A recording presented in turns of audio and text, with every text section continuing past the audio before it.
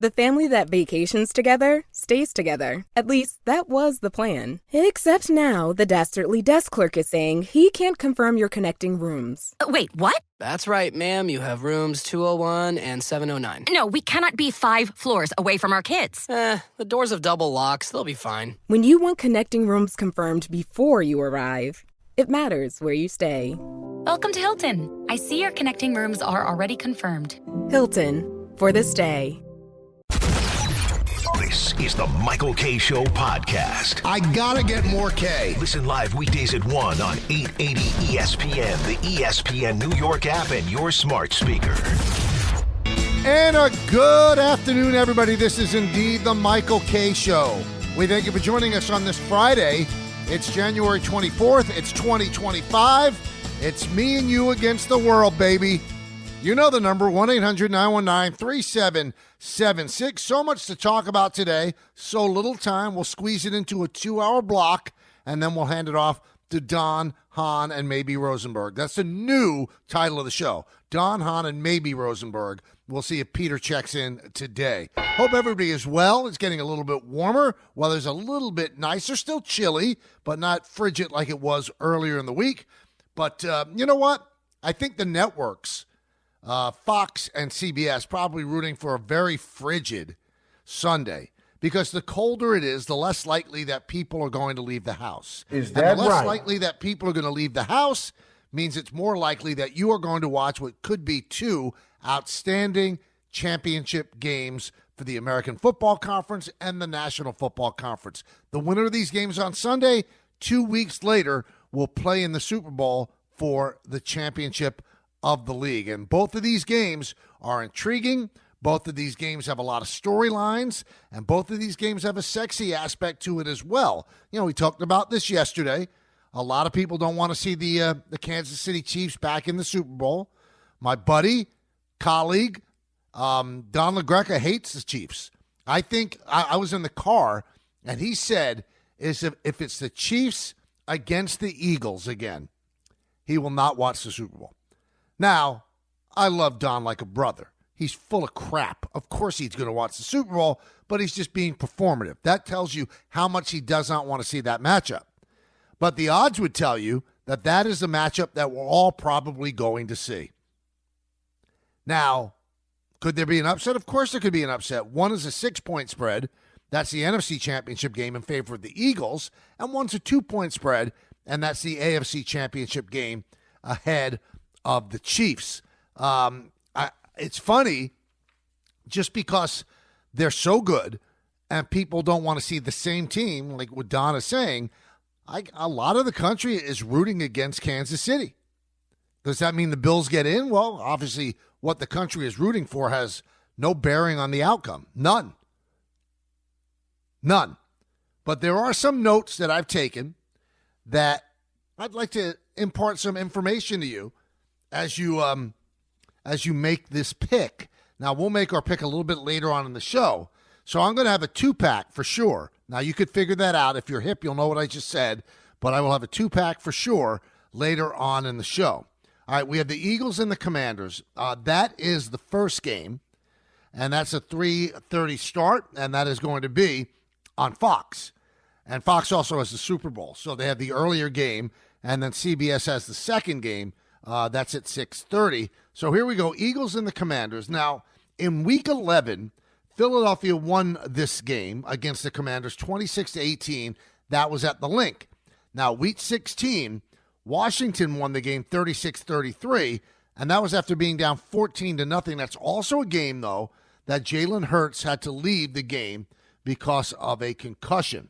That's Philadelphia's only loss in the last 15 games. Now, Philadelphia does not come in totally healthy. Jalen Hurts does have a knee injury, and it looks like he's going to play, but you wonder how compromised he's going to be. Now, the Commanders have already said every time he takes off, they're going to hit him hard. And I believe that that's fair. I believe it's fair. Because once he crosses the line of scrimmage, he becomes a player just like everybody else. And you want to hit the quarterback hard and hit him often. But I don't know if he's going to run as much as he usually does because of that knee injury. Washington is in this game because they benefited from 5 Lion turnovers in the previous game. 5.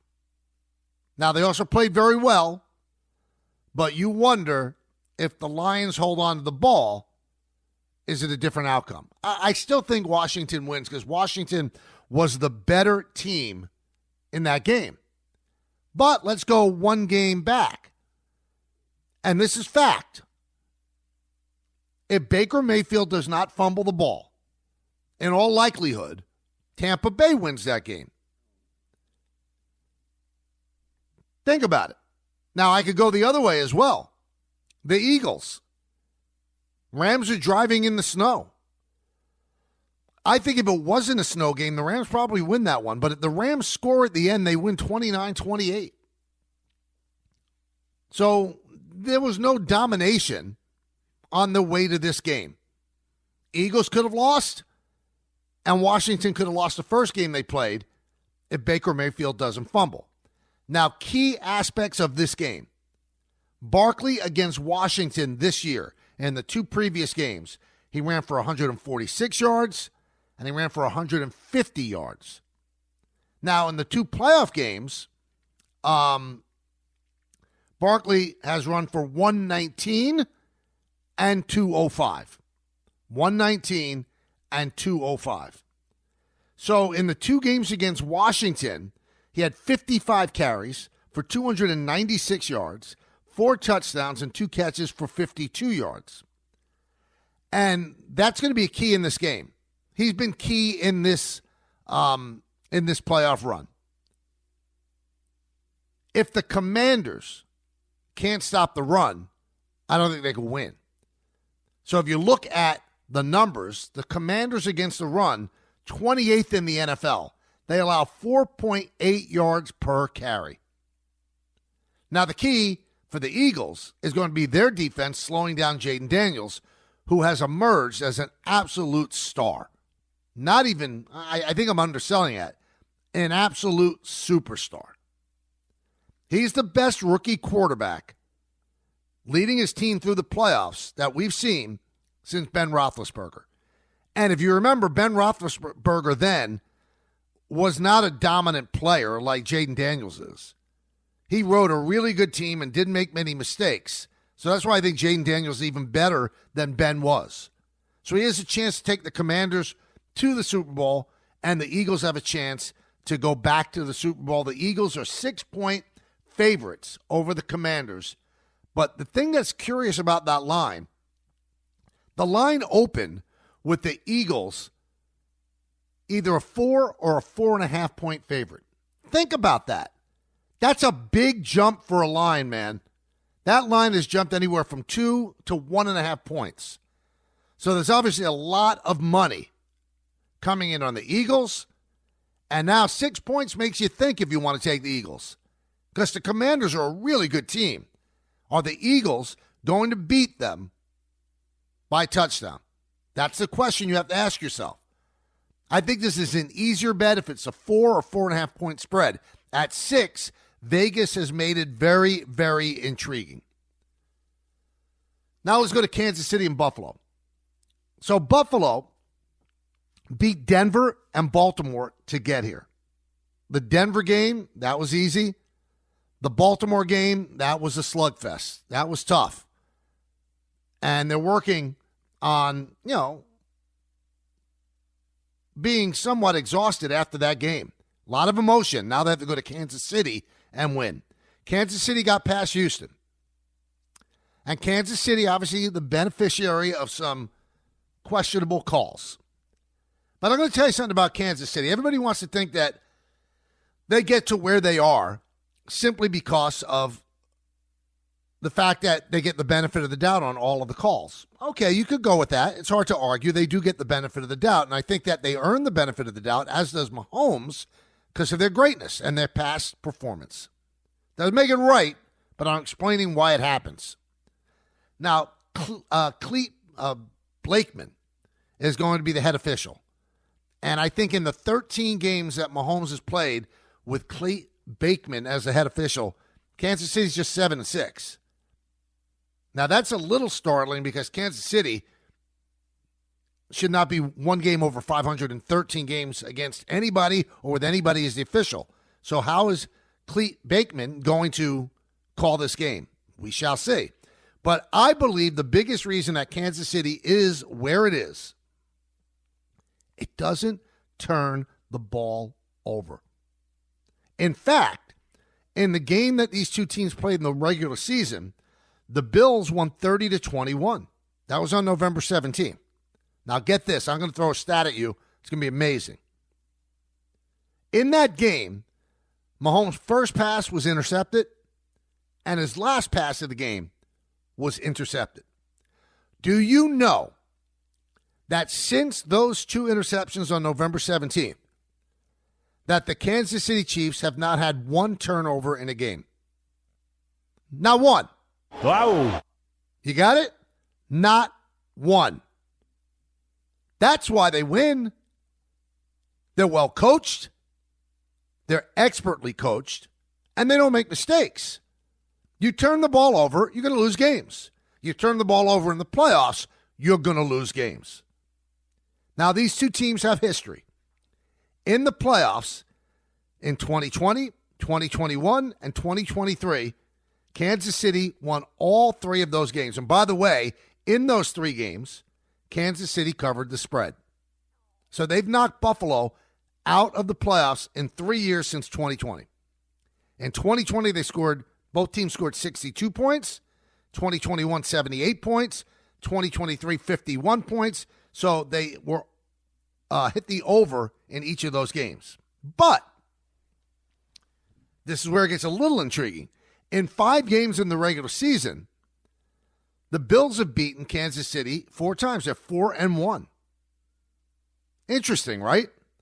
So we'll see if Buffalo can finally get back to the Super Bowl and finally break the curse that they have against Kansas City. And I hate to say curse. You know why I hate to say curse? Because when Kansas City wins, it's not luck. It's not voodoo. They're a great team. They're a great team. Also, Mahomes is otherworldly in big games. Do you know that in 697 postseason passes, he's had 8 interceptions? It's phenomenal. Now, against Buffalo in the postseason, he has never thrown an interception, and he has 8 touchdowns.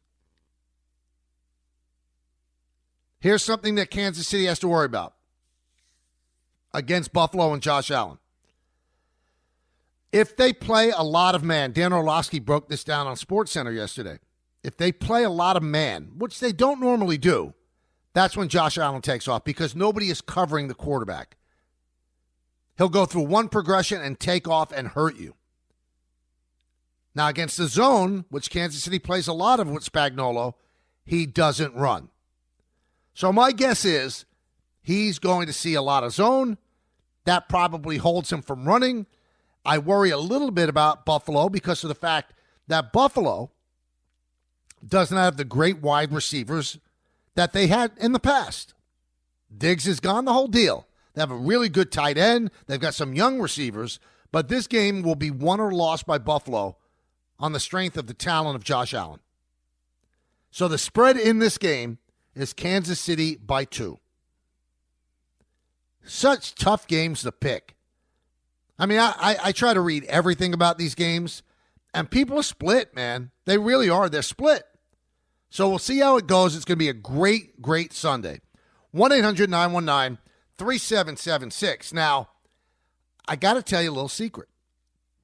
I think most of the people in our station, the great 880 ESPN, are rooting for the Eagles.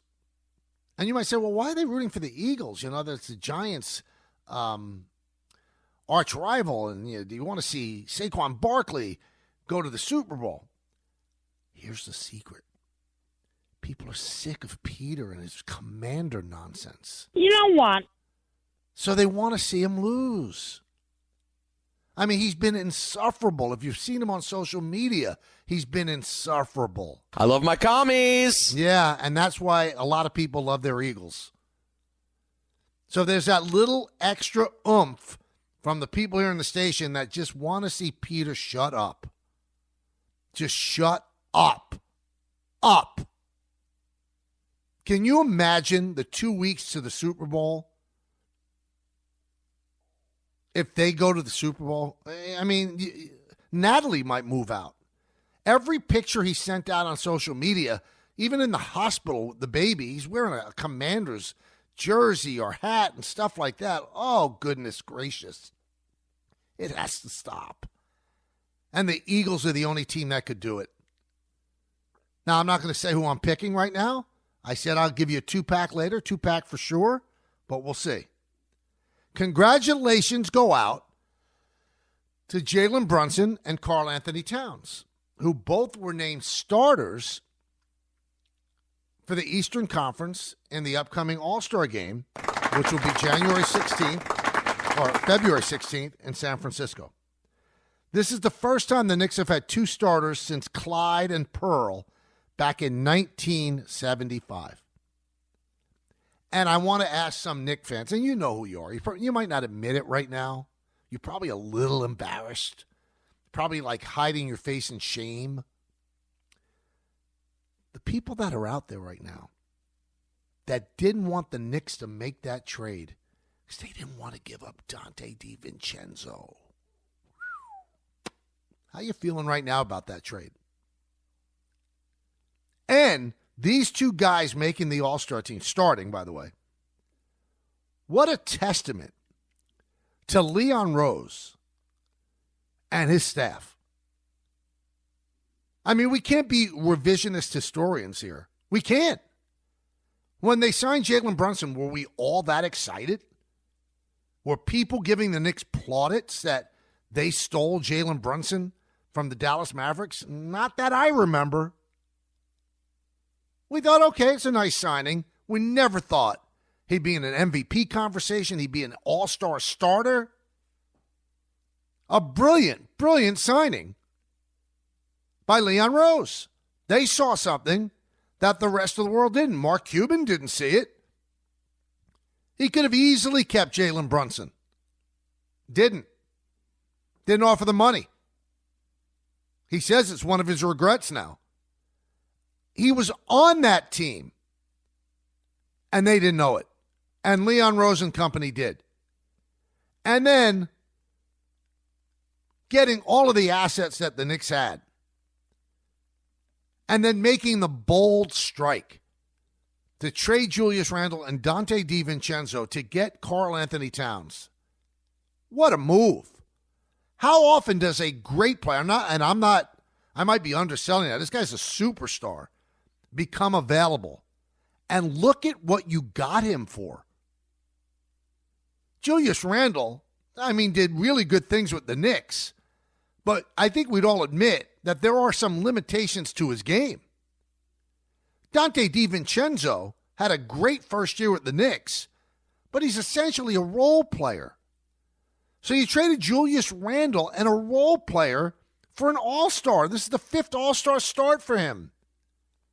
A terrible, terrible, terrible trade by the Minnesota Timberwolves. I know why they did it. It was all about the second apron, and they had to shed salary. But there had to be another way. You can't tell me that the Timberwolves right now don't miss Karl Anthony Towns. They made it to the conference finals last year with Karl Anthony Towns. And the Knicks got him for what? Julius Randle and Dante DiVincenzo. My goodness. An absolute heist by Leon Rose and company. One of the great trades the Knicks will ever make. Right up there with the DeBusschere trade. Right up there with the Earl Monroe trade. The Knicks might have given up too much for Carmelo, who turned out to be a great player for them, but they gave up a lot. And that kind of set them back at the beginning and didn't give Carmelo Anthony the proper support. But this deal is thievery. Thievery. And again, I'm not so much knocking the Timberwolves because I understand why they did it, and that's the way the CBA is built, that they don't want teams to like accrue these great players and have so many of them on the team that they're a super team. They're trying to eliminate super teams. So in order to have a super team, you're probably going to have a lot of max players. They could not afford Karl Anthony Towns anymore. It would take them over an apron that would impact the way they do business. And one other thing. Since we're giving out flowers to Leon Rose, see what I did? The OG trade. Terrific. And the thing that the Knicks front office did, they ignored the fact that these are favored players by the fans. Fans love Dante DiVincenzo, whining about it when the deal was made. They love Quickly. Oh, and any fan worth his weight loves a homegrown guy like R.J. Barrett. How much better is the team with the skill set of OG Anunoby than they would have been with the skill set of R.J. Barrett and Emmanuel Quickly? Think about it. I know the bench is a little bit short. I get it. But what they have done, let's not lose sight of this, everybody. Please don't lose sight of this. This was an organization that was an absolute laughingstock for 20 years. They would occasionally run into one playoff season, like the 54 wins under Mike Woodson. The coaches they hired were a joke. Fizdale, really? Think about that. Think about the coaches that came in here before Tibbs. They could not get out of their own way. And then Leon Rose shows up and goes from an agent to an expert front office guy. This is not Brody Van Wagener. Or is it Van Wagenen? Whatever. He destroyed the Mets. He had no clue what he was doing and is back to being an agent. Leon Rose took the skill set that he developed as a longtime agent and has become an absolutely brilliant GM. This is one where Jim Dolan hit a home run. Now, unfortunately, there's a million people in the city that can't watch the Knicks play and can't watch the Rangers play. Rangers won again yesterday, 6-1 over the Flyers. They've been unbeatable pretty much in January. So the dispute between the people in MSG and Optimum, it continues to go on. And the best thing that's happening is now the attorney generals of Connecticut, New York, and New Jersey are urging both sides to make a deal. And MSG Network has proposed that it goes to arbitration, binding arbitration. Let an arbitrator decide. I'm not taking sides on this. I mean, this is the dance we see all the time between regional sports networks and cable carriers. I get it. Not taking a side. I just want to see the games. And I hope it happens and happens soon. So now when the government gets involved, maybe it will. Maybe it will. But right now, so frustrating. You wait for the Knicks to be on national television. Because this is a fun team to watch. Fun team to watch. Sacramento at the Knicks tomorrow, by the way. You can hear it right here on 880 ESPN. Whether or not you can see it, that's whether or not you're in an Optimum area, like I am. A million people are. 1-800-919-3776. That's the number. 1-800-919-3776. You know the deal. Let me give you the rules of engagement again. I'm not a solo host. I keep trying to repeat that to all of you.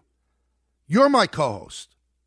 Don and Peter decided to go with Alan Hahn. Great choice by them. Leaving me out here in the wind alone. But I'm not alone. I have you. You're my co-host. So the way you co-host is you call in. That's the way it works. 1-800-919-3776. Let me repeat the number to be a co-host. 1-800-919-3776. Today, we have 2 more chances for Superbox and Superbox Bonanza 6. You can win money and prizes, the whole deal. I mean, this show, why would you go anywhere else? Don't. And call in right now. And right now at Bay Ridge Honda, kick off the new year in style. Come and get New Year savings all month long. Explore amazing deals across their full lineup of Honda cars, trucks, SUVs, hybrids, and EVs. New Hondas are in stock and ready for you. Save thousands on a new Honda with 0% APR or drive a new Honda from $229 a month. Don't miss the biggest savings during the kickoff, the New Year sales event. Plus, receive thousands in benefits and savings with their Bay Ridge Plus Advantage plan. Upfront pricing, total peace of mind. Visit BayRidgeHonda.com. This is a mini meditation guided by Bombas. Repeat after me. I'm comfy. I'm cozy. I have 0 blisters on my toes. And that's because I wear Bombas, the softest socks, underwear, and T-shirts that give back. One purchased equals one donated. Now go to bombas.com/ESPNpod and use code ESPNpod for 20% off your first purchase. That's BOMBAS.com/ESPNpod and use code ESPNpod. Grainger knows space at your facility is limited. As a maintenance specialist, you only have so many spots for backup products in your inventory roster, which means space on your bench comes at a premium. Well, when it comes to breadth and depth, Grainger's got you covered. They've got over 1 million industrial-grade products. Plus, fast delivery helps reduce the inventory you need to keep on hand, freeing up space and capital while giving your operation a winning edge. Call 1-800-GRAINGER, click Grainger.com, or just stop by a local branch. Hey there, Ryan Reynolds here. It's a new year, and you know what that means. No, not the diet. Resolutions. A way for us all to try and do a little bit better than we did last year. And my resolution, unlike big wireless, is to not be a raging and raise the price of wireless on you every chance I get. Give it a try at mintmobile.com/switch. $45 upfront payment required, equivalent to $15 per month. New customers on first 3-month plan only. Taxes and fees extra. Speed slower above 40 gigabytes on unlimited. See mintmobile.com for details. Thanks for listening to the Michael K. Show podcast. He's been here a long time, and he's going to be here even longer. Catch the show on demand whenever you want. Just subscribe to us wherever you get your podcasts. Yes, welcome back to the show. Our very own Adam Schefter reporting that Bobby Slowick has been relieved of his duties as the Texans' offensive coordinator. So another option for the Jets, as Aaron Glenn is attempting to fill out his staff, which is going to be the most important thing for a first-year coach. 1-800-919-3776. That's the number. And let's go to the phones. Let's see what you're thinking. Let's go to Alan in Morristown. Alan. How are you? Good. How you doing? I'm doing great, and I'm happy that you're on by yourself. I think Don and Peter were dragging you down a little bit, and anyway, I'm glad you're on and we can listen to you. And Peter, by the way, is pretty neurotic guy. However, I sort of think Washington this week may beat Philadelphia, and I love Barkley, and I'm a Giants fan. But I think Washington has some spark that Philadelphia is lacking right now. And I think they're more disciplined in their own way, and I think they may well have a good chance of beating Philadelphia. About the Knicks, I would and by the way, I'm a Buffalo fan. I hope they beat Kansas City, but Kansas City is such a superior team that it's hard to think that they could lose. I just think they're so disciplined, they're so well coached. And Mahomes is an incredible quarterback, and I just think it's going to be hard for Buffalo to beat them. I'm a big Knicks fan as well. And you mentioned one provider, but you didn't mention Comcast. We haven't been able to watch Knicks games or Ranger games or Devils games for 2.5 years. So I hope you're right. I hope the attorney generals of all those states prevail upon the parties to get back cable, because we're paying a lot for cable and we're not able to see the games except on national TV. And I think the Knicks have made us so proud, and I think that they are run incredibly well now, and it's a great paradigm for a club. It shows you that any professional club can turn around, as Washington did, has done recently. With the right people. You're right, with the right people. That's the key.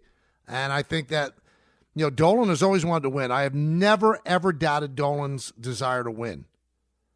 I don't doubt Woody Johnson's desire to win. But if you keep picking the wrong people, you're not going to win. You're just not going to win. Now, he just said that, Kansas City's the far superior team. I don't know. Buffalo's loaded with talent. I mean, their quarterback is great. Mahomes is great. So I don't know if it's far superior. They might be better coached. I think they are better coached. And they've been doing it for longer, and they know how to win big games. But as far as, when you say team, if you just look at it in the overall, the abstract, as a team, they're probably better. They've won more games. But if you meant far superior talent, that I don't agree with. Let's go to Dave in the car. Dave. Hey, what's up? Thanks for having me in. I'll keep it short and sweet. Okay. I think the Bears been poked in Kansas City. I've never seen Mahomes kind of have that kind of he has that nastiness about him where he was like, so I've done all this great stuff, and now it's about the calls. And I think that resonates through that organization, and I think they're just going to dust the Bills off. I think the Bills are going to get exactly what they just gave to the Ravens. What are your thoughts on that? Well, I'd be surprised, Dave. I'm not going to sit here and say the Chiefs can't beat the Bills. Obviously, they can. Vegas believes they can. But when you say dust them off, that means to me that it's going to be an easy go. And the Bills didn't dust off the Ravens. That was a nail-biter right to the end. So, listen, I'm not going to give away who I pick later on, but you can make a compelling case for either team. And I believe that will be bulletin board fodder. And, players and teams are always looking for a chip on their shoulder, and now the Chiefs got one. Because everybody thinks that, it's in the bag for them because the NFL wants them and Taylor Swift at the Super Bowl. I think it's nonsense. But by the way, and we touched on this a lot in yesterday's show, go ahead and try to quote-unquote fix the outcome of a game and watch your sport be destroyed. The NFL's not that stupid. You could do any kind of investigation you want that you would never see any place where there's a correspondence or talk. Listen, you got to make the Chiefs win. I've explained it to you before. They're great and they get the benefit of the doubt. Greatness earns the benefit of the doubt. Michael Jordan got different calls than other players. Michael Jordan got more calls than Patrick Ewing. They're both top 50 all-time players, but Patrick Ewing didn't win. He didn't win a championship. So the officials didn't look at him as infallible. They looked at Jordan as infallible. Greatness gets you calls. And I also told you earlier, you can say all you want about the Chiefs and the calls. They have not turned the ball over since the middle of November. They have not, repeat that, they have not turned the ball over since the middle of November. And you want to know why they win? Let's go to Joey in Staten Island. Hey, Michael, thank you for taking my call. Thanks for making it. Yeah, no problem. I was listening to the podcast yesterday. He was talking about how people hate the Chiefs, Taylor Swift, etc. Right. So my big thing with the Chiefs is I appreciate greatness, okay? I'm a Falcon fan. I've never seen winning like this. But the Chiefs just happen to get the benefit of the doubt of all these calls, and I get it when you're the best team, But, like, for instance, the Falcon game on Sunday night, everyone's watching. Kyle Pitts in the end zone gets obliterated, no call. And then the week before that, they played the Bengals, and they called a pass interference on the Bengals. And then if the Bengals win that game, they're in the playoffs. So benefit, you got to call it one way. And the one thing that I don't like about Mahomes, I appreciate his greatness, is the one thing you got to stop him from doing is when he is about to run out of bounds, pretends like he's going out of bounds, and then he runs for 20 more yards. Because everyone lets up because they know it's going to be a flag if they lay a finger on him. It's not right. I hate that too. Joey, I'm not going to lie. I hate it. He's better than that. He's better than flopping. And I like what he said yesterday. I give him credit because there was a play in the previous game where he went out of bounds and he got hit. And it was borderline whether or not he got hit late. I mean, really borderline. There's no way they should have called it. And he got pushed more than hit. And he threw back his head and his arms up in the air, and he didn't get the call. And he said yesterday, I give him credit, I shouldn't have done that. He doesn't need to do that. It's a bad look for him. It's a bad look. But every great player wants every call. LeBron wants every call. Jordan wanted every call. Every great player wants every call. That's all there is to it. They're all whining to officials, every single one of them. But Mahomes does that where he makes believe he's going out of bounds, and then he'll run for another 10. And a lot of quarterbacks, and I said this earlier in the week, they go into the late slide. And it almost dictates that you have to hit them. And that's not fair. I think you got to take the slide away from quarterbacks. If you're going to run, baby, you're going to run. And you become a real player. But the late slide is unfair to the defense, as I've said over and over again.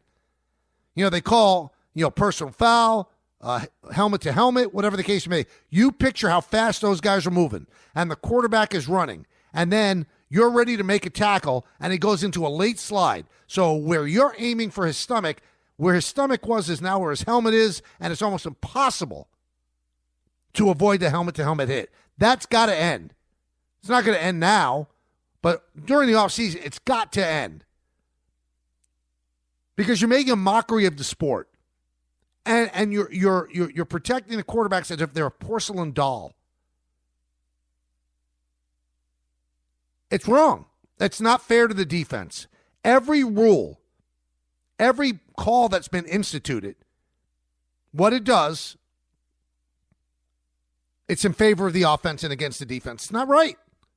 Because the league wants offense. And the league wants to protect the quarterback at all costs because, a lot of them are like 25% of the team's salary cap. I get it. Then don't run. If you're going to make your money by running, then you're going to have to get hit, just like Saquon Barkley gets hit. Speaking of Barkley, I want to bring something up that I thought of. So I've watched, the playoff games the Eagles have been in. You all have as well. And the one thing that I always noticed about Barkley with the Giants was he was a gentleman. And he never did anything that called attention to himself. And I thought that was so special in this day and age of look at me, look at me. But I see a different guy with the Eagles. He's running for a touchdown and slowing down to torment the defender.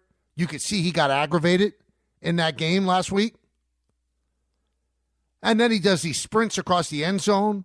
I guess he deserves the right to celebrate with 2,005 yards from scrimmage, but he's different than he was with the Giants. I don't know if it's a tactical decision that he's made. I don't know if it's the team that he's on. I don't know if it's the fact that he's on a great team. With the Giants, he was never on a great team. But he did great things with the Giants, and he never was one of those guys. And now he's kind of leaning toward one of those guys. Not as outrageous as most of them, but that little move that he pulled last week where he broke that long run and then slows down as the defender is trying to get him just to make the defender frustrated, and then he kind of dances into the end zone. That's not the Saquon Barkley that I used to love with the Giants. It's a different guy. It's a different guy, but it is hard, obviously very hard, to criticize him because he's a great player. But the thing that made him special was he was always a great player, seemingly without the ego. Now there's some ego that's coming out. Just saying. Hey, it's Superbox Bonanza 6. Each qualifier will take home an ESPN prize pack and have a chance at one of 10 Superbox prizes, including a Yeti cooler bucket, Solo Stove, Ray-Ban Meta Wayfarers, oh, I like that, and more. Be caller number 9 right now at 888-987-ESPN to select a box for the big game with a chance to win $250 in the first and third quarters, $500 at halftime, and a final score payout of $1,000. All brought to you by Tullamore Dew Irish Whiskey and Sloman's Security. We'll continue to take your calls when we get back. I want to tell you, it's Michael K. Not sleeping? Well, it could be your mattress. I'm here to tell you my friends at PC Richard & Son use a 4-step mattress fitting process to make sure your new bed fits you perfectly. Right now, save big on Sealy, Tempur-Pedic, and Stearns & Foster, and you'll get $300 cash back instantly to use on anything else in the store. So do what I do. Get to PC Richard & Son, the local company you could trust for your new mattress. TaxAct can think of a million things more fun than filing taxes. TaxAct is going to name some now. Sitting in traffic. Folding a fitted bedsheet. Listening to your coworker talk about his fantasy team. Digging a hole. Digging an even larger hole next to that original hole. Unfortunately, TaxAct's filing software can't make taxes fun. But TaxAct can help you get them done. TaxAct. Let's get them over with. My dad works in B2B marketing. He came by my school for career day and said he was a big ROAS man. Then he told everyone how much he loved calculating his return on ad spend. My friends still laugh at me to this day. Not everyone gets B2B, but with LinkedIn, you'll be able to reach people who do. Get a $100 credit on your next ad campaign. Go to linkedin.com/results to claim your credit. That's linkedin.com/results. Terms and conditions apply. LinkedIn, the place to be, to be. Harry Douglas here. Say goodbye to bulky, clunky shavers that clutter your bathroom. Not only do you get an incredible shave, Panasonic's Palm Razor has a sleek, elegant design that adds a touch of sophistication to your bathroom. It also conveniently charges with a USB cord. Visit shop.panasonic.com/sports to shop for the Palm Razor. Use promo code HARRY for 10% off exclusively for ESPN radio listeners. That's shop.panasonic.com/sports, promo code HARRY. Thanks for listening to the Michael K. Show podcast. He's been here a long time, and he's going to be here even longer. Catch the show on demand whenever you want. Just subscribe to us wherever you get your podcasts. You know what it's time for, right? Game time. Game time is brought to you by Tullamore Dew Irish Whiskey, because when it's game time, it's Tully time. Big 4-game NBA slate tomorrow on the ABC ESPN family of networks. At noon, we've got the Pacers and the Spurs live from Paris on ESPN. 3 p.m., Nuggets Timberwolves. That's on ABC. Good game. 5:30, Celtics Mavericks on ABC and also on 1050 ESPN. And 8:30, Lakers Warriors conclude a triple header on ABC. Tullamore Dew, the original triple distilled, triple blended, and triple cask matured Irish whiskey. That's right. Be sure to grab a Tullamore Dew and try the new Tullamore Dew Honey during tonight's action. Glasses up to enjoying Tullamore Dew responsibly. You know, we had Paul Feinbaum on earlier in the week. Had him on Tuesday after the national championship game. And, you know, we talked about what college football has become. So there are reports out there that the brilliant freshman receiver of the Ohio State Buckeyes, Jeremiah Smith, has a $4.5 million offer from an unnamed school to go in the player portal, the transfer portal. The guy's on a team. Think about it. So all of these guys have agents. So there are teams trying to pluck him from other teams by offering more money. Now, in all likelihood, Ohio State, which had a $20 million college football payroll this year, will be able to retain him. But think about how lawless this is. The guy is on a team, and it doesn't mean anything. Let's just make an offer. I used to feel bad for guys like Jeremiah Smith, the rare freshman that would probably go in the top 4 in the NFL draft, but has to stay for 3 years. I don't feel that badly anymore.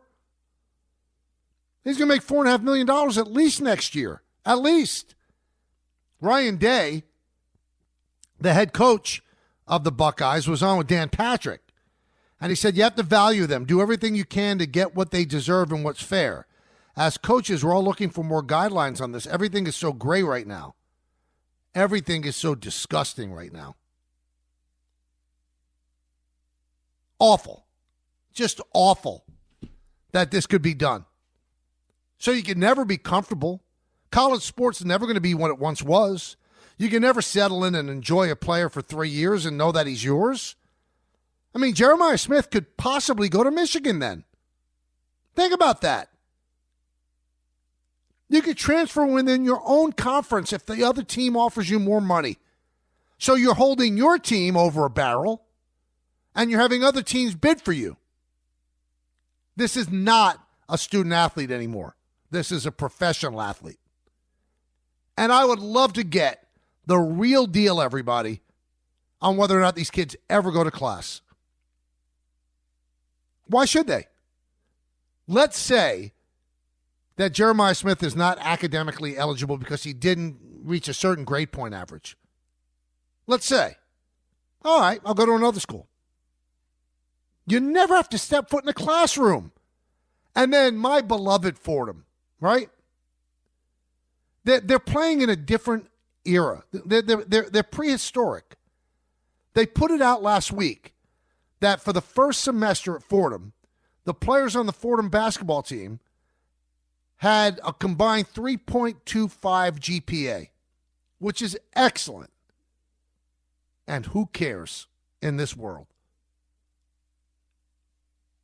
Fordham seems to think that that's a big deal. No other school cares. You're playing under different rules.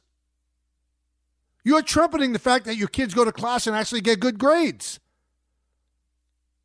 Nobody else is. Nobody else cares.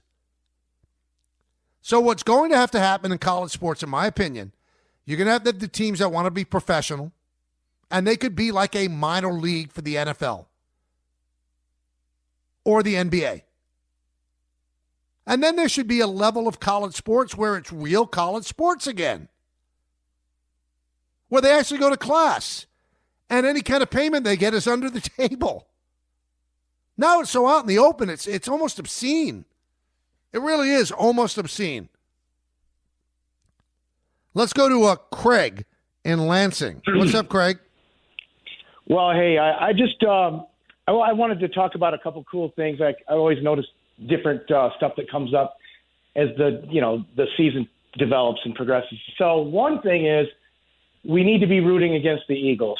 Not because we hate the Eagles, sorry, Eagles fans, but as long as the Eagles lose, we're going to see something happen for the first time. A rookie quarterback wins the Super Bowl, the Bills win in their fifth try, or the Chiefs three-peat. So I want to see some kind of history happen, so I'm rooting for that. And the other thing that I noticed is when they hired Pete Carroll, I'm 53 years old. In my lifetime, I've never seen a division where they have all four coaches have coached in the Super Bowl, and three of them have won it.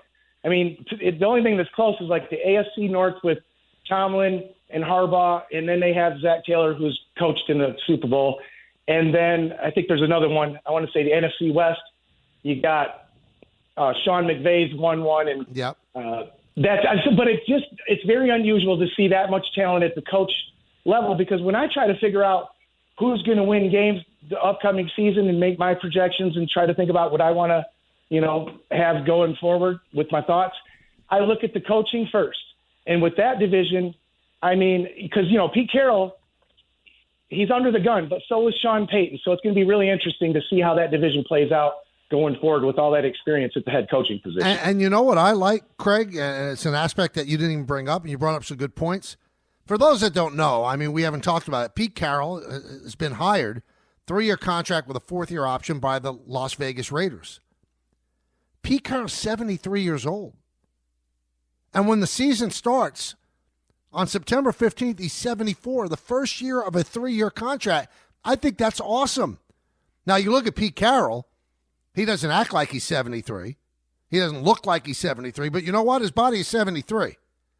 And I like the fact that the Raiders took a chance. And that also does bode well for Bill Belichick. Because everybody looked at Bill Belichick's age. Well, who's going to give him a job? Well, somebody gave Pete Carroll a job. Now, I think Pete Carroll's an excellent coach. I think Bill Belichick's better. Pete Carroll's probably easier to work with. I think he's going to restore pride to the Raiders, and he's going to put a winning culture in there. And there's some talk that maybe Russell Wilson can join him because they patched up their differences. It's an interesting hire. But I know what our caller said. That's a division with a lot of great coaches. And you know what? teams try to get a great coach? Because the NFL is the one sport that the coach means the most. The absolute most of any of the professional sports. You can rank them whatever order you want, but football's first. The scheme, the culture, the discipline. It all starts with the coach. Superbox Bonanza 6, your chance to get your box for the big game with a prize pool of $2,000. All qualifiers will get an ESPN prize pack and a chance at one of 10 Superbox prizes. Listen daily through February 6th to DiPietro and Rothenberg, Barton Carlin, this show, The Michael K. Show, and Don Hahn, and sometimes Rosenberg. This year's big game payouts are $250 in the first and third quarters, $500 at halftime, and a final score payout of $1,000. All brought to you by Tullamore Dew Irish Whiskey and Sloman Security. For full contest details, go to superboxbonanza.com. When we come back, more of your phone calls. We'll talk a little Pete Alonso as well, and I will give you my two-pack for sure on the picks for the AFC and NFC championships. Hey, when you work hard, you save hard. So treat yourself with well-earned savings all month long at Bay Ridge Mazda. Get financing rates as low as 0.9% APR on nearly every new car in stock. 0.9% APR. Their goal is complete credit approval regardless of your score. Plus, enjoy Bay Ridge Plus benefits like ding and dent coverage, key replacement, windshield protection, and roadside assistance. Visit them today in Brooklyn or online at BayRidgeMazda.com. See dealer for details. Thanks for listening to the Michael K. Show podcast. You know what? Check yourself. Hear more from Michael K. weekdays at 1 on 880 ESPN. Suck it up and like it. The ESPN New York app and your smart speakers. This episode is brought to you by Progressive Insurance. Fiscally responsible, financial geniuses, monetary magicians. These are things people say about drivers who switch their car insurance to Progressive and save hundreds. Visit Progressive.com to see if you could save. Progressive Casualty Insurance Company and Affiliates. Potential savings will vary. Not available in all states or situations. The family that vacations together stays together. At least, that was the plan. Except now, the Dastardly desk clerk is saying he can't confirm your connecting rooms. Wait, what? That's right, ma'am. You have rooms 201 and 709. No, we cannot be 5 floors away from our kids. The doors have double locks. They'll be fine. When you want connecting rooms confirmed before you arrive, it matters where you stay. Welcome to Hilton. I see your connecting rooms are already confirmed. Hilton, for the stay. This is the Michael K. Show podcast. I gotta get more K. Listen live weekdays at 1 on 880 ESPN, the ESPN New York app, and your smart speaker. Welcome back to Hour 2 of this fine radio program, leading you into Don Hahn and maybe Rosenberg. That's at 3 o'clock. They have a great show from 3 to 7, and I'm sure they'll make their picks as well. Later on in this hour, I'll make my 2 picks. So a 2-pack for sure, and I will have them picking both the AFC and NFC championship games. I wanted to deviate just a second from the football and get a little bit deeper into the Pete Alonso stuff. Now, I think the Mets have every right not to sign him if they don't want to sign him. And I'm starting to believe that they don't want to sign him at whatever the cost. And I'm going to tell you why, because Mike Puma wrote a column today in the Post, and it got me to thinking, is Pete Alonso a perfect player? Nope, he's not. Slow-footed, doesn't have much range at first. He's a better glove than people give him credit for, but he also happens to be a really good home run hitter. So in his career, he averages 38 home runs a season. That ain't nothing to sneeze at. 6 seasons, 38 home runs a year. It's pretty good. And you throw in a 50 home run season in there as well. And last year, he played 162 games. Didn't miss a game. And it wasn't a great year for him. I don't know if it was the pressure of becoming a free agent, but you know what his OPS plus was? 123. Now, he's had higher in his career, but 123 OPS plus means that he's 23% better than the average player in terms of output. That's really good. So there are rumors out there that he's leaning toward going to Toronto. I don't know if this is games that Scott Boras is playing, try to get the Mets to move. But the offer from the Blue Jays supposedly is 3 years at $75 million. So it's $25 a year. And the Mets are at, I think Joel Sherman reported this, my friend from the Post, 3 years and $70 million. So that's what they value him at. Now, I'm not saying that you have to accede to the fans. I'm not saying that. But you need somebody that's going to give some protection to Juan Soto. You mean to tell me that your valuation of Pete Alonso is such that you can't move a dime? Now, they might answer back, well, we're higher than we want to be. Okay, great.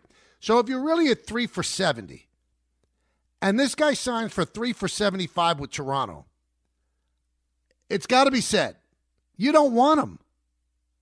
Because that $5 million means nothing. Nothing. Over 3 years, it means nothing. So I think what Met fans have to wake up and realize, the team doesn't want him if they don't budge from 70 to go to 75. Now, if the Blue Jay offer was 3 years at 90, and the Mets were at 3 years at 70, then I get it. That's a lot to jump, and it's much higher than you value him. But 3 years at 75 and 3 years at 70, you can't make that up? Oh, you can. You just don't want to. You don't want the guy back. And you're trying to make it seem like he's leaving because of, a $5 million difference. But I would ask you this. Who's that $5 million mean more to, you or the player? I think it would be Pete Alonso. $5 million to Pete Alonso means much more than $5 million to Steve Cohen. Steve Cohen probably has $5 million in his ashtray in his car. In coins. Now, I get about the Cohen tax and all that, but the Mets are right up against it. If they're going to make any significant move to fill a spot, they're going to go over the Cohen tax anyway. And if Pete suddenly accepted 3 years at 70, guess what? You'd be going over the Cohen tax. So that has nothing to do with it. You just don't want him. And I don't think you want to say it. And I get it. It's all a dance. It's all theater. But what other conclusion am I supposed to come to if $5 million over 3 years is the difference? What am I supposed to come to the conclusion of? You don't want the guy, and you're making him an offer that's just good enough for him to say no. Again, your prerogative. You have every right. You're running the team. And everybody said, well, Steve Cohen is going to have to step in. Now, Steve Cohen doesn't have to step in on this nonsense. If David Stearns wanted him, $5 million over 3 years should certainly not make any difference whatsoever. So Met fans should gird for the fact he's not coming back, and he's not coming back not because of his greed. Now, I've been saying over and over again, in 2023, when he was offered that contract for $158 million, he should have taken it. Sheer stupidity. He's never going to make that money back. But that's in the past. So now you've actually got a guy who averages 38 home runs a year, backpedaling, and you offer him 3 for $70, and he might go to Toronto for 3 for $75, and you won't make up the difference. It's very clear to me, and I'm not the brightest light in the chandelier. They don't want him. They don't want him. They don't have a use for him. They don't think he's a good player. Because that money should not even make any difference whatsoever. Eagles-Commanders, first game on Sunday for the NFC Championship. The Eagles are 6-point favorites. And KC and Buffalo. Games in KC. The weather, both places should not be that terrible. It's going to be cold, but I don't think it's going to be inclement. And KC is a 2-point favorite over Buffalo. They've met the playoffs 3 times since 2020. 2020, 2021, and 2023. KC's won them all, and they've covered each time. And they've met 5 times in the regular season over that span, and the Bills are 4-1 in that time. They also beat them this year. Now, the Eagles and the Commanders, they split their 2 games this year. Week 11 in Philly. Philly wins 26-18. Week 16, Washington wins 36-33, and that was after going out to a 14-0 lead for the Eagles. But remember, Jalen Hurts also had to leave that game with a concussion. So we'll make our picks a little bit later on in the hour. 1-800-919-3776. Let's go to Kazim in Brooklyn. Kazim, what do you got?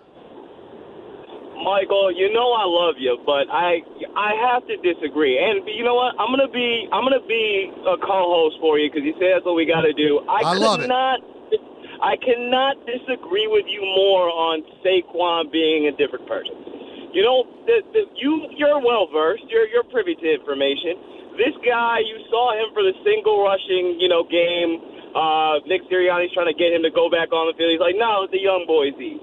Then this guy is 100 yards away from the all-time season-leading rushing record, which to me is one of the best records in sports, not just football. And he says, no, it's good. I'm going to rest. Whoa, wait a minute, Kazim. He said last week he wanted to play the game. The Eagles wouldn't let him. I agree with the other thing, the single game record. He did not want to go in, but he did want to play in Week 17, and Sirianni wouldn't let him. And I would say that he would, but he also then realized, like, all right, if I got to go out there, then the whole line has to go out there. Receivers got to go out there. So, yeah, you can want something, but in the same token, you can be like, all right, for the greater good, it's fine, I won't do it. And my final point to you, Michael, is that you know why you think that he looks different? It's because he's happy. Because any player who has to deal with a franchise that averages 5 to 6 wins a year eventually isn't going to be happy. He's just happy, and the New York bias and New York media just hates that Saquon Barkley is doing this, especially after the season that they undressed themselves on Hard Knocks. So that's what I got to say on that. I appreciate you, though. You're a good man. You're a good man. Thank you. Have a great weekend. Well, you know, listen, I like Saquon Barkley. I always have. I'm just saying it looks like he's added a little more spice to his game. A little more sparkle. With the Giants, did you ever see him slow down to like antagonize a defender? Never. He would be like Barry Sanders. He'd give the ball to the referee. He's not doing that with the Eagles. And listen, what Kazim said is true. Maybe he is happy. Maybe he's happy. But it's just, I'm not saying it's wrong. I'm just saying it's a little different. A little bit different. Let's go to Dave in the Bronx. Dave. Hey, how you doing, Mike? Good. What's up, man? This is what I have to say. I'm calling about the Mets. I mean, I'm a Yankee fan, but I tend to like some players on the Mets. I loved Mike Piazza. I loved Darryl Strawberry. I loved Gooden, but I've always rooted for the Yankees. The Mets have got to be the dumbest team I've ever seen. They put all this money into Soto, which means they're trying to win. If that's all they're going to do with all those teams that you can name way before I can name, you know baseball better than me. They get the Phillies, the Rays. We can go through the whole thing. The Dodgers. They're not going anywhere. Give Pete Alonso the money. The guy hit the ball in the playoffs when it counts. I don't care what OPS, WAR, all those crazy stats. New Yorkers want to see people do it when it counts, like Derek Jeter, like Larry Bird, even though he wasn't from New York, like Jordan. That's what they care about. They don't care about the regular season. They don't care about 75 home runs for Aaron Judge. They don't care about that. I'm a Yankee fan. I don't care about Dave Winfield. That's why he was called Mr. May. The Mets should give Alonso $100 million for 4 years. Give him 25. That's it. Done. It's nothing for Cohen. Cohen should step in and get the guy. But here's what I'm saying. I mean, I hear what you're saying, and I essentially agree, Dave. But every sign points to they don't want him. Because what you're saying makes total sense. I don't think you have to go 4 for 100. I think 3 for 75 will get it done. They don't want him. They don't think he's good enough. Because although they got Soto, can you look at this team and say they're immeasurably better than last year? No. And they've probably fallen behind the Dodgers with all the Dodgers additions. And then the Braves finally made a move yesterday, signing Jurickson Profar, 3 years, $42 million. How about a guy who bet on himself? Got $1 million from the Padres and had a great year and then turned it into $42 million for 3 years. So the Braves have gotten better. So, yeah, the Mets added one of the great generational players that we'll see. But how much better are they than last year's team? So the fact that you know that this lineup does not have stout protection for Soto, And believe me, Judge played a huge role in how great Soto was last year. And Soto's always been great, so I don't want to take anything away from him.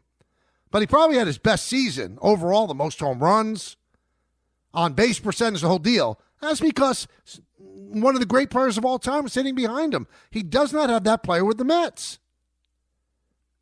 So you would think it's a no-brainer to bring Pete back at that price. But what I think everybody has to realize, they don't want him. I don't know how much clearer it could be unless there's a huge change of heart. They already went out and they signed Winker and they signed Minter. I mean, that was probably money that was earmarked if Pete decided to take their offer.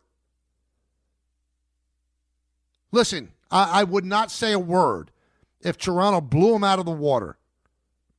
$30 million a year. Not a word. But $5 million difference, and you just don't want him. And one other thing that plays against Pete on the market. So he doesn't like the market that's out there right now. And Scott Boras rightfully is trying to get him a contract with an opt-out. Okay, but the Mets gave him the qualifying offer. So that means there's draft pick compensation.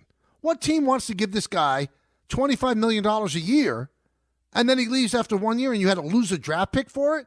The qualifying offer is killing him and probably killing the fact that a team that signs him doesn't want to give him an opt-out. The Mets would give him an opt-out because they're not losing a draft pick. They're the team that had him. Let's go to Andy in New Jersey. Andy. Good afternoon, Michael K. Hey, Andy. How you doing? So, yeah, Good. I just was calling. I know a few callers called about Saquon Barkley. I just wanted to add on to that. I think the Hard Knocks show was probably one of the worst things that happened to the Giants organization, but one of the best things that happened to Saquon. You got a real insight on how they felt about him. And I would say more New York fans are rooting for Saquon, even though we're not Philly fans in any sports category. But people really want to see him succeed. And even in that one clip where they sat him on the bench and the coach asked him, do you want to continue running to break the record for the season or for the game to continue on your record? He said, no, give it to the young guys. Let them eat. Just goes to show his personality and how he is as a teammate. But I love that he has spice.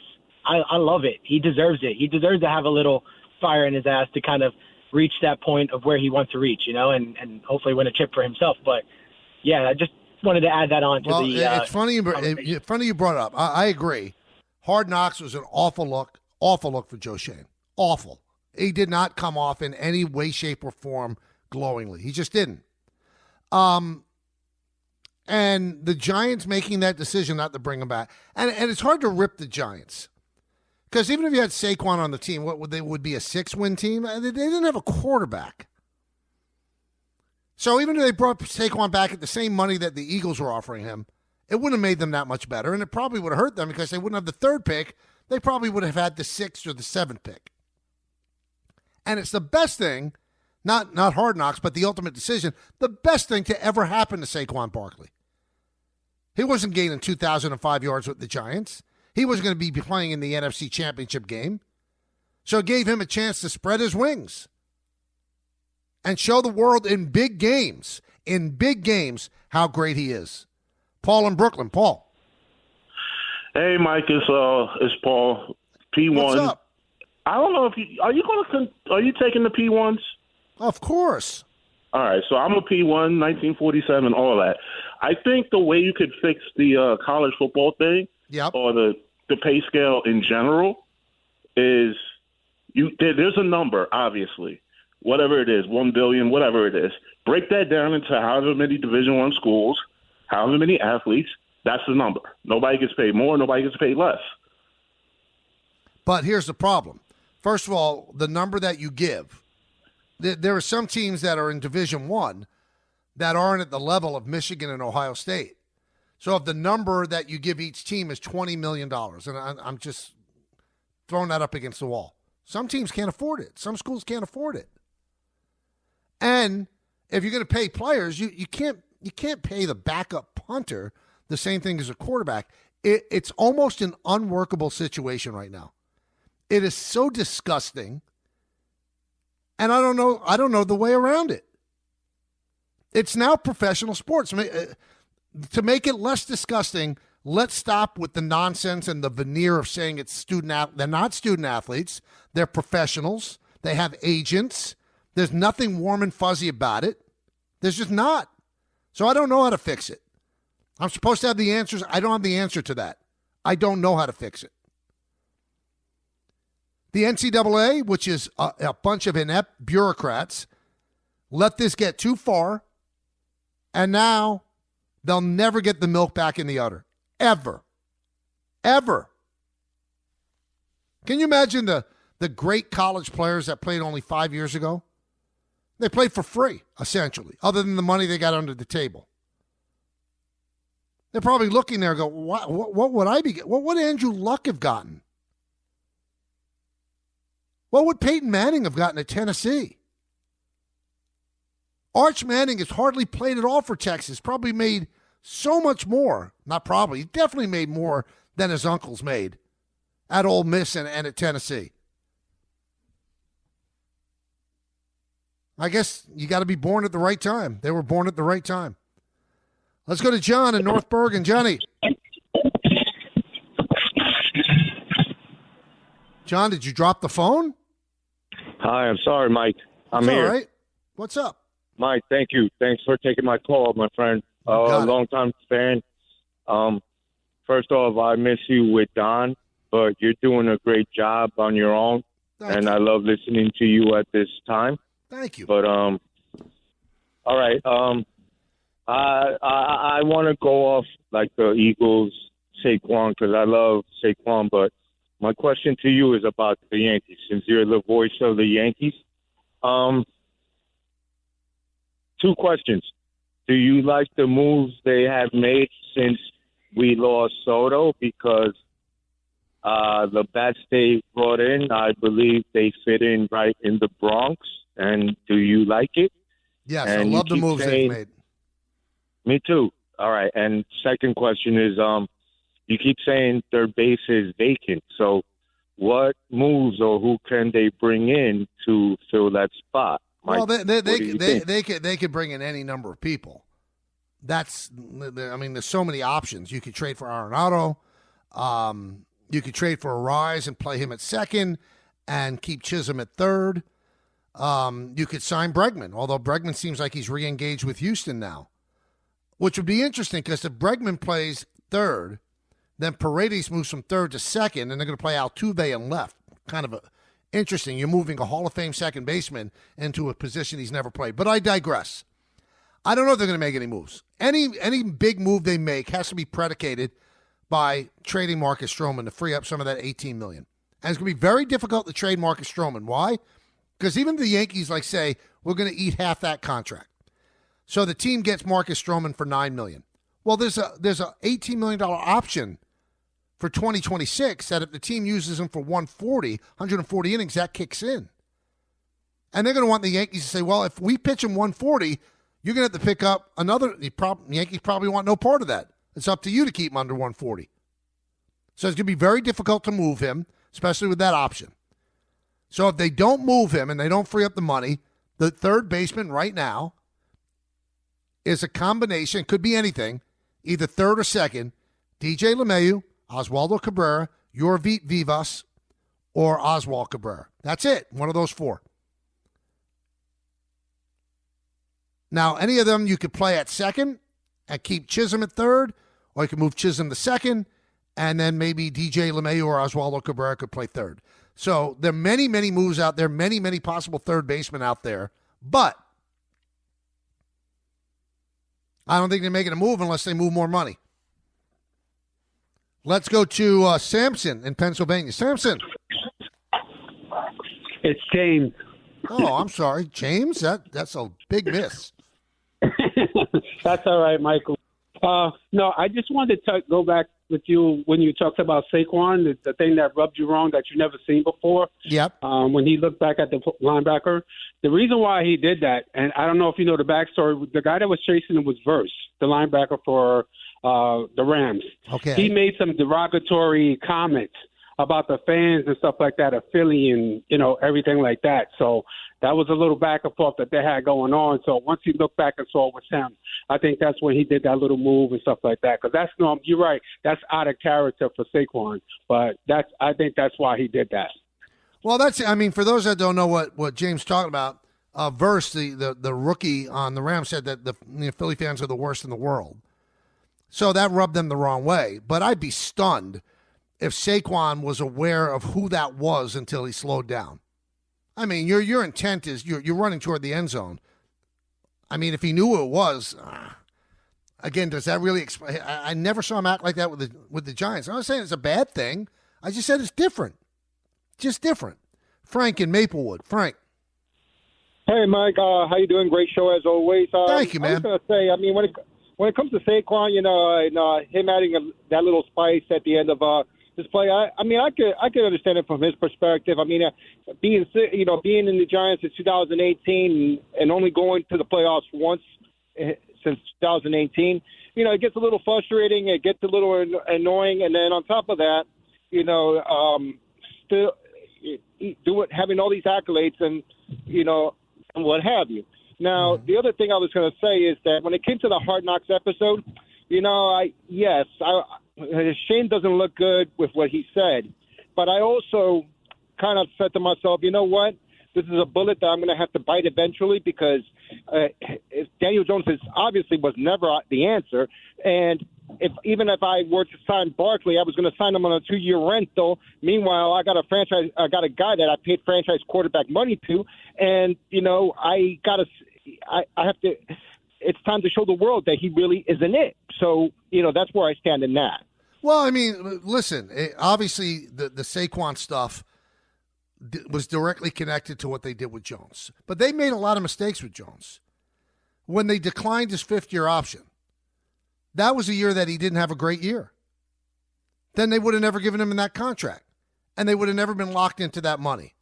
Now, I understand what people are saying, that once you gave Daniel Jones that money, then you're going to franchise Saquon. But the difference between what the Giants were offering and what the Eagles gave him, minuscule. They could, if they're smart with the cap, to maneuverability with the cap, they could have definitely fit him into the cap and made it work. And it's the same thing as a Pete Alonso situation. Dirty little secret. They didn't want him back. They made him an offer that was just good enough to turn down and show the fans, hey, we tried, which is what the Mets are going to say. We tried with Alonso. The Giants didn't want him back. Shane didn't want him back. He thought the money could be better spent somewhere else. And now he's got to watch as Barkley could lead a team to the Super Bowl. Hey, throughout the entire NFL playoffs, FanDuel takes it to the next level. Because right now, new customers can bet $5 and get $300 in bonus bets if you win. That's $300 in bonus bets if you win your first $5 bet. The FanDuel app gives you everything you need for the live bets, same-game parlays, and so much more. Plus, when you win, you'll get paid instantly. Just visit FanDuel.com/K to join today and get started with $300 in bonus bets. That's FanDuel.com/K. FanDuel, an official sportsbook partner of the NFL.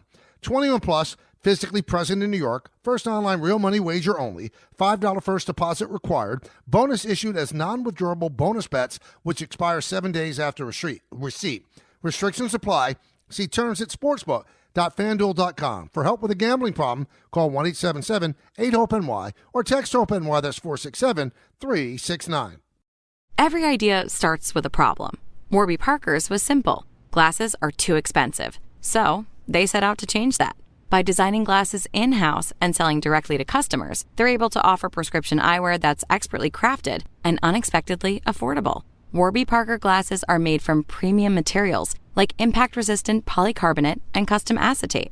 And they start at just $95, including prescription lenses. Get glasses made from the good stuff. Stop by a Warby Parker store near you. Harry Douglas here. Say goodbye to bulky, clunky shavers that clutter your bathroom. Not only do you get an incredible shave, Panasonic's Palm Razor has a sleek, elegant design that adds a touch of sophistication to your bathroom. It also conveniently charges with a USB cord. Visit shop.panasonic.com/sports to shop for the Palm Razor. Use promo code Harry for 10% off exclusively for ESPN radio listeners. That's shop.panasonic.com/sports, promo code Harry.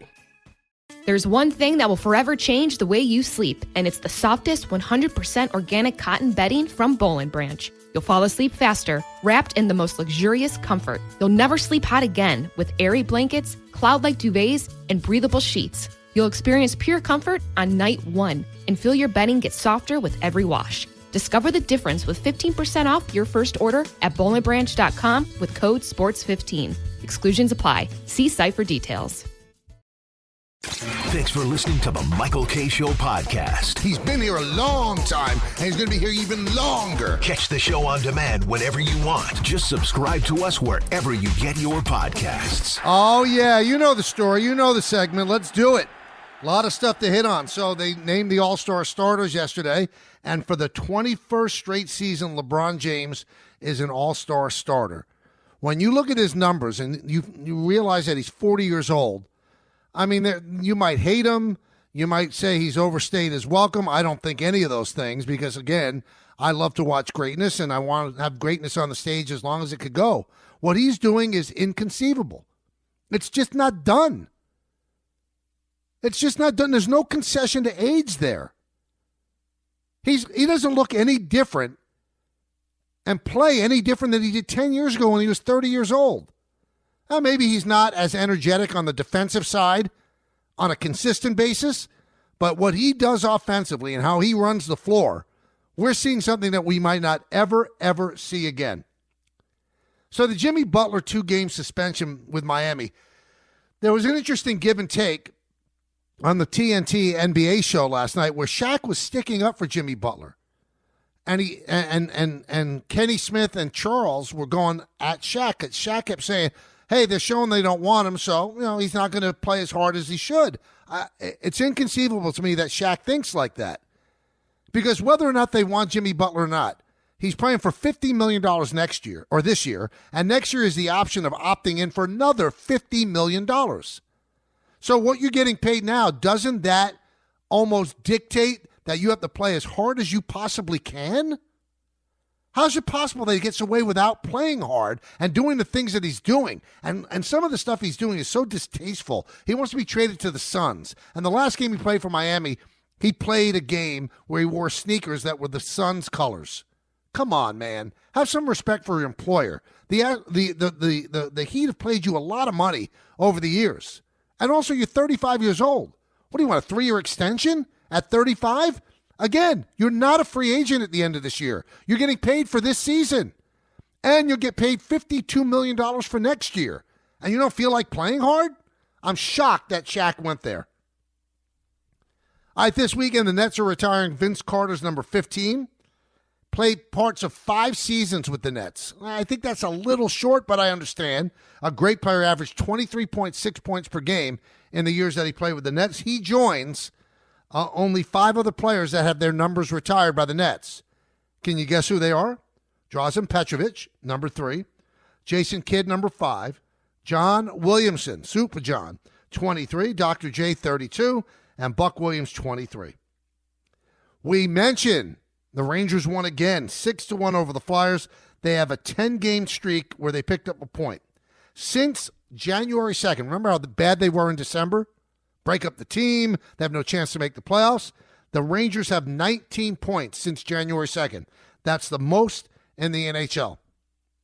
Hey, a lot of people might be in line to apologize to Shohei Ohtani.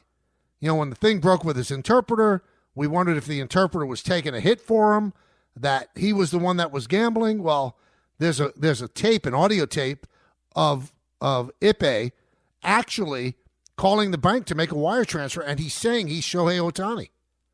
It's disgraceful what this guy did to this man. Because Ohtani, it was like his brother. He bought him cars. By the time he moved to the Dodgers, he got him a $500,000 salary. He gave him lots of money. He made his life. And the guy was stealing from him.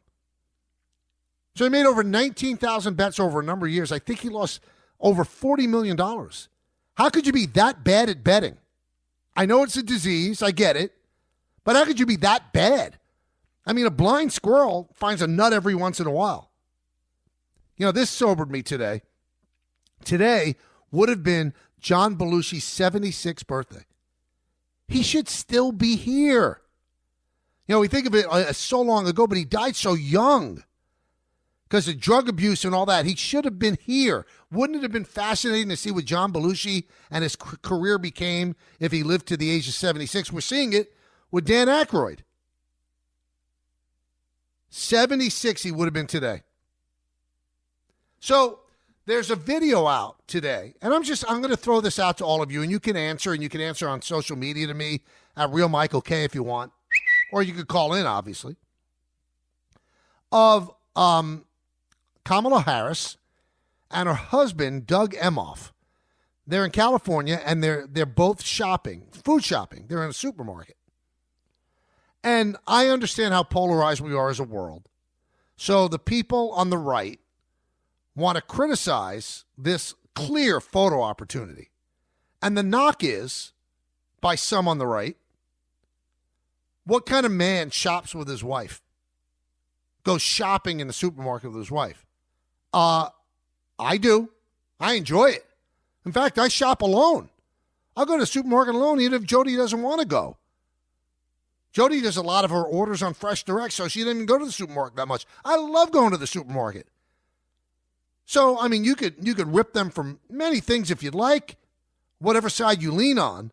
But to criticize a man for going food shopping with his wife and, like, questioning whether he's a man or not, I'm a man, and I love to shop. I love to go to the supermarket. I mean, talk about, like, dumb things to hang your hat on. That the guy's going shopping with his wife. Amazing. So Max Scherzer earlier this week threw for teams, and he threw at the Cressy Sports Performance Academy. Now, remember, Cressy works for the Yankees, but also trains other athletes. And the teams that showed up to look at Scherzer, the Mets, the Yankees, the Dodgers, the Blue Jays, the Phils, the Braves, the Cubs, and the Red Sox. He's 40 years old. He's had an inability to stay healthy, but I don't think it would be a bad move. And especially for the Mets, think about it. He loved his time with the Mets, supposedly really liked Soto when they played together with the Nationals. I don't think it's going to cost a lot of money, and the Mets want to have a six-man rotation. Do they have six legitimate starters? They need six because of Senga. He can't pitch every fifth day. So who's going to bite on Scherzer? And the early word is that he looked very, very good in that throwing session. Interesting, right? That's hit and run for the day. 1-800-919-3776. Let's go to Matthew in Connecticut. Matthew. Hey, Michael. How are you? I'm good. How are you? Good. So I have a few things I want to talk about real quick, if that's all right. Let's do it. All right. So my first thing is, I don't understand why Cashman thinks LeMahieu is still great. I think he's broken down a little bit since he's older. But Matthew, I mean, you know the answer to this, right? They owe him $30 million. Yeah, I understand that, but that's why. I don't think, okay. I don't think now. I think they will try everything they can to see if he has anything left. But if he didn't have a contract for this year, Matthew, he would not be in the equation. Okay. And then my other thing is, too, I don't know if you listened to Judge's interviews, too, after Game 3 of the World Series. I didn't see him have, like, any sort of, like, frustration of anything. Like, I was wondering, like, where is the anger? Like, where is the anger? Like, what Derek Jeter and Martinez had. Like, if they were down 0-3, they would be ripping. I think that's dangerous to go down that path, Matthew. I mean, we're going to interpret what the guy's feeling. I mean, all of his interviews, even when he hit a 60-second home run, he wasn't euphoric. So if you're going to apply that, you mean that he wasn't happy that he hit 62 home runs? He's a guy who gives you an interview flatline. He's not giving you too much. And you know what, Matthew? Derek Jeter was the same way. Derek Jeter never showed that much frustration, never showed that much happiness, except when they won a World Series. That is a dangerous road to go down. You're going to interpret how he acted after Game 3 of the World Series. But you don't bring up the fact that he never showed any kind of euphoric nature when he broke a hallowed record. You got to go both ways, bud. You got to. Let's go to Alex in Midtown. Alex. Michael, I just got back from Whole Foods buying ingredients for my wife. She's gonna There bake you a go. cake. I loved every second. I I love going to the supermarket. It's the best. Thank you. Kidding me? Yeah, of course. So I want to talk about Aaron Rodgers for a moment, if I may. Sure. We're all talking about how, the last 6-7 weeks of the season, he appeared a lot better.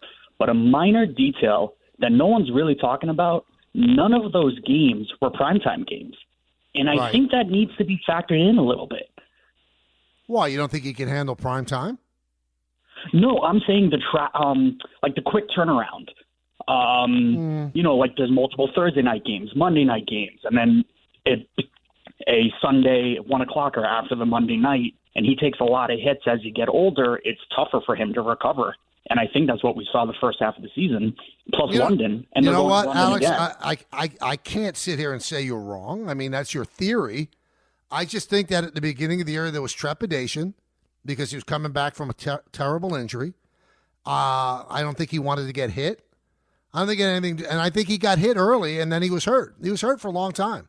I think he was playing hurt, and his goal this year was to play in all 17 games, and he did. So he showed he could come back from major surgery and play every single game, and that's exactly what he did. So, I mean, if you're saying that the short turnarounds hurt him, who knows?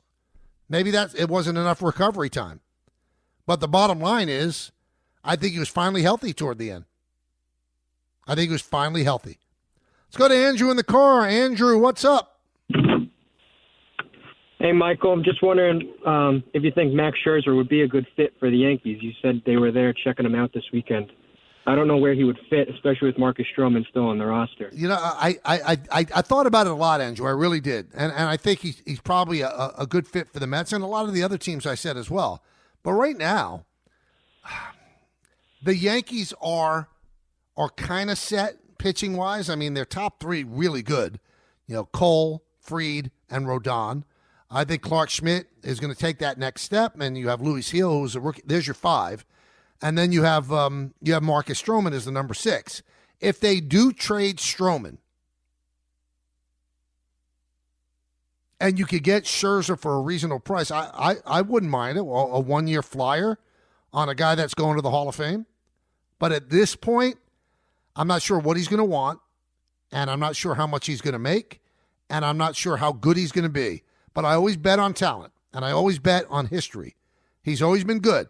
But recent history, he hasn't been able to stay healthy. That's why if you do have 5 starters and you want to occasionally have a 6th, he wouldn't be a bad guy to have. But I don't think you could go there. I think the Yankees are right now paralyzed by the Stroman contract. They don't want to go over the Cohen tax, and any move they make is going to involve money, and there's no money to spend left because of all the moves they made, which are great moves, unless you move part of Stroman's $18 million. I'm not sure if they're going to be able to do it. I'm not. And maybe they don't want to. But do you think that Stroman, who has an option at 140 innings, wants to be the long man in the bullpen? I don't think he wants to either. I think he enjoyed being a Yankee. I think he loved it. But does he want to be an afterthought or he's not even in the starting rotation? So it'd probably be best for him to go to a team where he could pitch every 5 days. But is there a team out there that's going to want to assume half that money and then risk the $18 million clicking in if he pitches 140 innings? All right, it's time in a moment for our 2-pack for sure. We will give you the bets, our picks for the 2 championship games on Sunday. So I know you're all been waiting with bated breath, but I've got other things to tell you as well. Because, I mean, it's just not that one thing. I got a lot of other things to do. One of the things is to tell you when you work hard, you save hard. So treat yourself with well-earned savings all month long at Bay Ridge Mazda. Get financing rates as low as 0.9% APR on nearly every new car in stock. 0.9% APR. Their goal is complete credit approval regardless of your score. Plus, enjoy Bay Ridge Plus benefits like ding and dent coverage, key replacement, windshield protection, and roadside assistance. Visit them today in Brooklyn or online at BayRidgeMazda.com. See dealer for details. Hey, I'm Ryan Reynolds. Recently, I asked Mint Mobile's legal team if big wireless companies are allowed to raise prices due to inflation. They said yes. And then when I asked if raising prices technically violates those onerous 2-year contracts, they said, "What the f*** are you talking about, you insane Hollywood ass?" So to recap, we're cutting the price of Mint Unlimited from $30 a month to just $15 a month. Give it a try at mintmobile.com/switch. $45 upfront payment equivalent to $15 per month. New customers on first 3-month plan only. Taxes and fees extra. Speed slower above 40 gigabytes. See detail. TaxAct can think of a million things more fun than filing taxes. TaxAct is going to name some now. Sitting in traffic. Folding a fitted bedsheet. Listening to your coworker talk about his fantasy team. Digging a hole. Digging an even larger hole next to that original hole.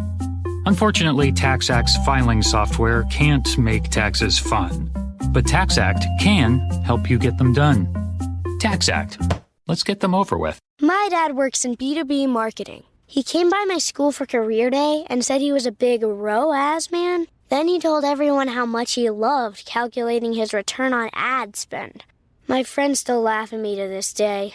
Not everyone gets B2B, but with LinkedIn, you'll be able to reach people who do. Get a $100 credit on your next ad campaign. Go to linkedin.com/results to claim your credit. That's linkedin.com/results. Terms and conditions apply. LinkedIn, the place to be, to be.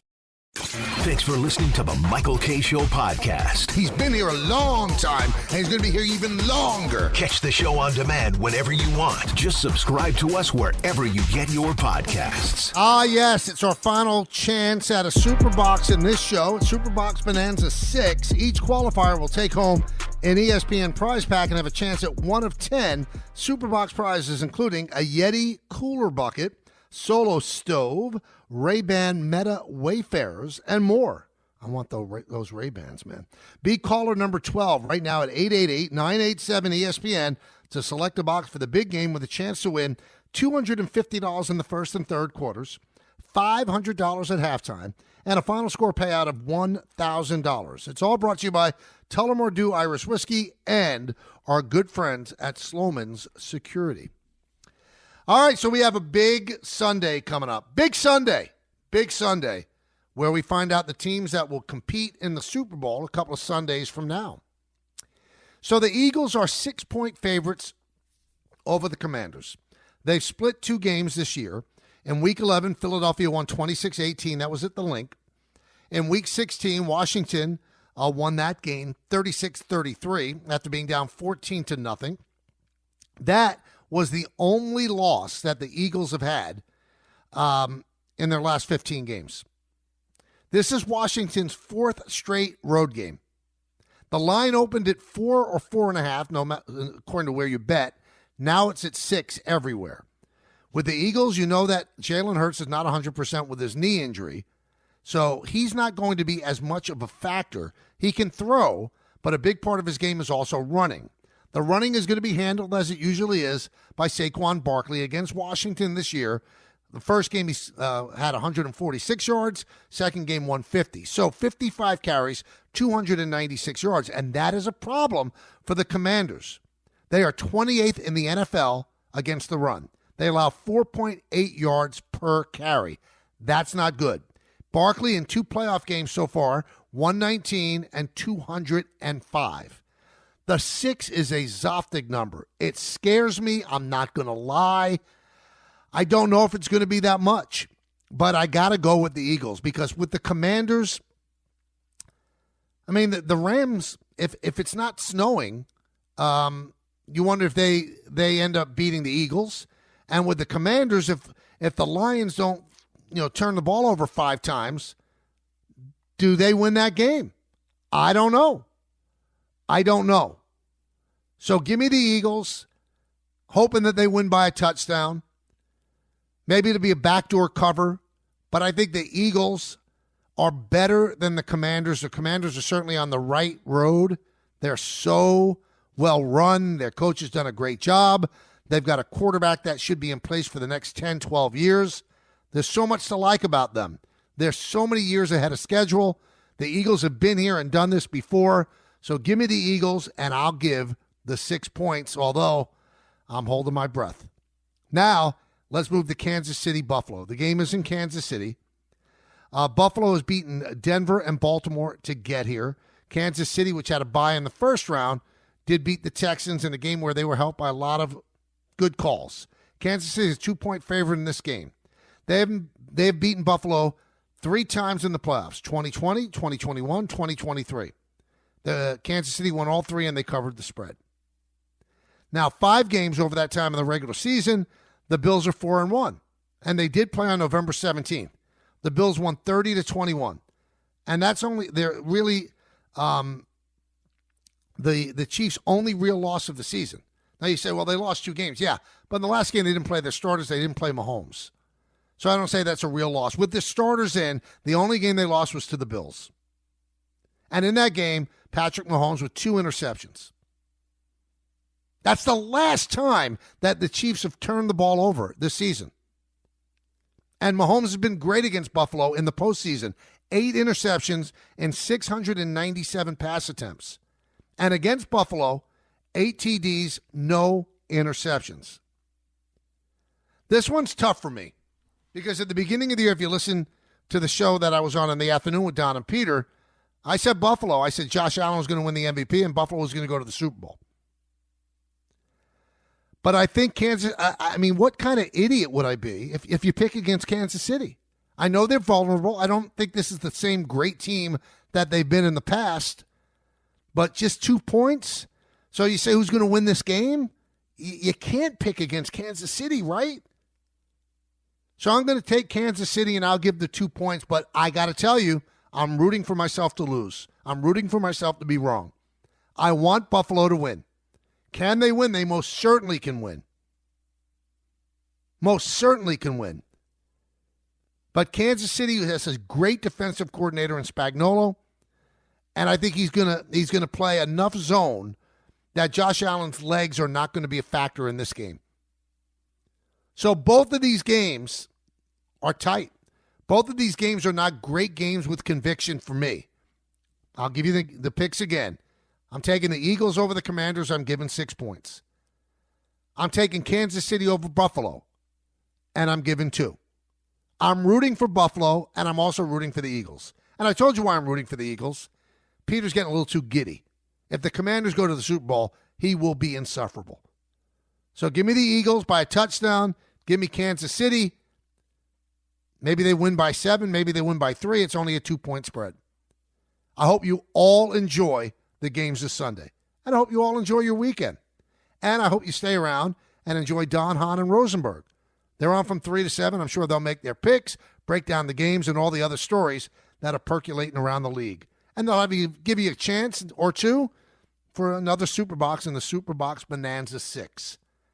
It's been a great week. 3 weeks in the books for the solo vehicle. But it's not solo because I do the show with you. And I love doing the show with you. It's been so much fun. 15 in the bank. Many, many more to come. In the words of Billy Joel, life is a series of hellos and goodbyes. I'm afraid it's time for goodbye again. See everybody. Have a great weekend. Don, Hahn, Rosenberg next. Thanks for listening to the Michael K. Show podcast. You know what? Check yourself. Hear more from Michael K. weekdays at 1 on 880 ESPN. Suck it up and like it. The ESPN New York app and your smart speakers.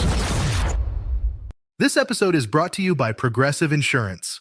Fiscally responsible, financial geniuses, monetary magicians. These are things people say about drivers who switch their car insurance to Progressive and save hundreds. Visit Progressive.com to see if you could save. Progressive Casualty Insurance Company and Affiliates. Potential savings will vary. Not available in all states or situations.